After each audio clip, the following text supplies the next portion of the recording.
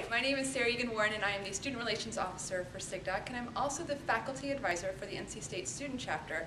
And I just want to say a few words about why students should join SIGDOC and give you some resources about how you could start your own SIGDOC chapter.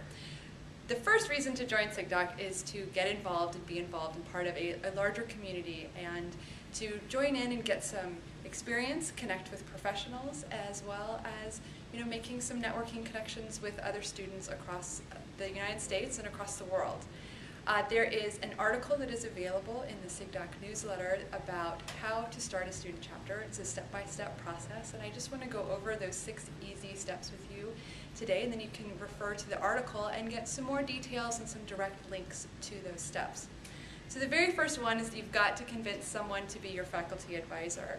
So the faculty advisor gives some continuity across many years so that students can come in, do the work of the student chapter, and then when they graduate and move on to other things, the student chapter can still thrive. So you've got to convince someone to take on that role and work with them closely to make sure that you're meeting the needs of your students and you have that institutional memory. The second step is to identify resources and really use them. ACM provides a number of great resources for student chapters on how to start. There's a link that's directly from the newsletter article that I just mentioned that will take you to how to start a SIG student chapter. And basically you just have to go through the process of chartering your student chapter. Another resource for you is at your own home institution. Most universities have some sort of student organization center or organization to help any groups of students who want to start an official student chapter. So definitely look into that and make sure you're official with your university as well. The third resource is me. I am happy to work with any student groups as they are trying to decide whether being a SIGDOC student chapter is a good choice for them. So you can contact me and get in touch with me, and I'm happy to brainstorm, consult with you, or give you some ideas on just how to get started. The third step is to generate new membership as well as get official with ACM. And this is sort of one of those horse and buggy or chicken and egg situations, because you have to have membership in order to get official. But in order to get official, you have to have membership.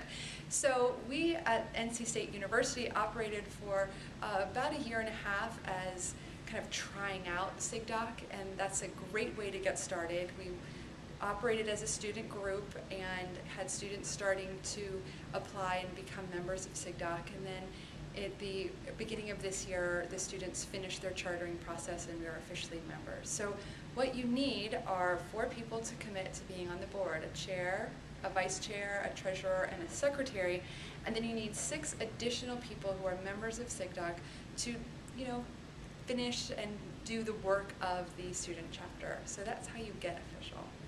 Okay, so step 4, you want to decide on realistic and appropriate activities for your particular group of students.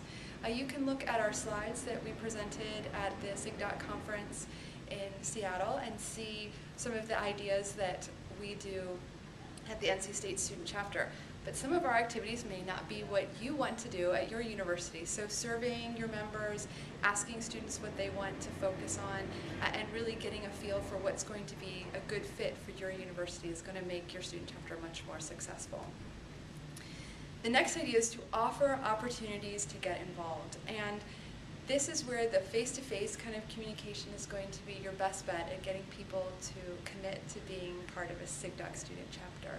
If you can ask people to do small tasks, as easy as making an announcement in the beginning of class, or putting up flyers, or picking up supplies, and slowly get them used to doing some work with a SIGDOC student chapter, they're going to be more likely to take on more and more responsibility and get more excited about being part of that leadership. Lastly, I want to emphasize this point a lot about what you need to do to start a good SIGDOC student chapter, and that is communicate regularly and effectively. Because as you know, we are the special interest group on the design of communication. So we want to practice what we are trying to do and really have good, strong, clear communication with our members, with faculty, and each other. So if you have any questions about a student chapter, please feel free to contact me. My name is Sarah Egan Warren. I'm at NC State University, and my contact information is available on the SIGDOC page. Thanks a lot.